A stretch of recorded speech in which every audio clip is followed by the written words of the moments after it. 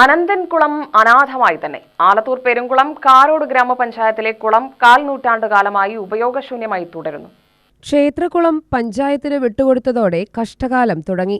25 വർഷമായി കുളത്തിന് സംരക്ഷണമില്ല. പ്ലാസ്റ്റിക് മാലിന്യം, ചണ്ടി എന്നിവയാൽ കുളത്തിൽ കാലുകുത്താനാവില്ല. കുളത്തിലെ വെള്ളം കുടിവെള്ളത്തിനായി ഉപയോഗിച്ചിരുന്ന കാലം ഉണ്ടായിരുന്നു.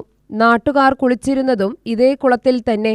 ഗ്രാമപഞ്ചായത്തിന് വിട്ടുകൊടുത്തതോടെ കുളത്തിന് ശനിദശ ബാധിച്ചു.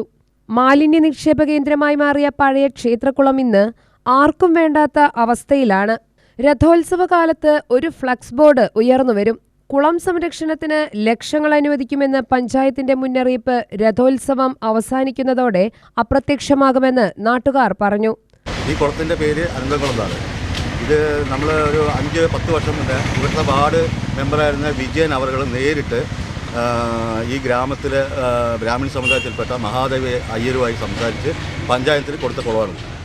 ഈ കുളം പഞ്ചായത്തിന് കൊടുത്തതിന് ശേഷം ഒരു 2-3 പ്രാവശ്യം ആളുകളുടെ കണ്ണിൽ പൊടിയിടാൻ വേണ്ടിയിട്ട് കുറച്ച് ആൾക്കാരെ കൊണ്ടുവന്ന് നേരാക്കി പരിപാടിയൊക്കെ കാണിച്ചിട്ട് സ്ഥലം വിടും. അത് കഴിഞ്ഞ് രഥോത്സവം, അതേമാതിരി തന്നെ ഗ്രാമങ്ങളിൽ ഉത്സവം വരുമ്പോൾ വലിയൊരു ഫ്ലക്സ് വരും. വലിയൊരു ഫ്ലക്സിൽ ഇത്ര കോടി രൂപ പാസ്സായി ഈ കുളത്തിന് വേണ്ടിയിട്ട്. ഈ ഉത്സവം കഴിഞ്ഞൊരു 10 ദിവസം കഴിയുമ്പോഴേക്കും അത് അപ്രത്യക്ഷമാവുകയും ചെയ്യും.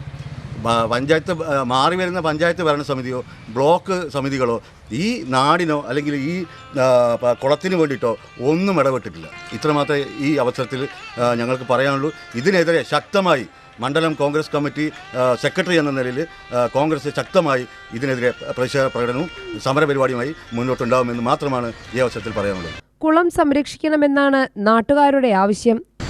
ഈ കുളം വൃത്തിയാക്കി വെള്ളം ശേഖരിച്ചു കഴിഞ്ഞാൽ ഇത് വേനൽക്കാലത്ത് എല്ലാ ഇവിടുത്തെ പ്രദേശവാസികൾക്ക് യൂസ് ചെയ്യാനും ഇതിൻ്റെ പടിഞ്ഞാറ് ഭാഗത്തുള്ള കൃഷിക്കാർക്കും ഉപയോഗിക്കാം കൃഷി ആവശ്യത്തിനായിട്ട്.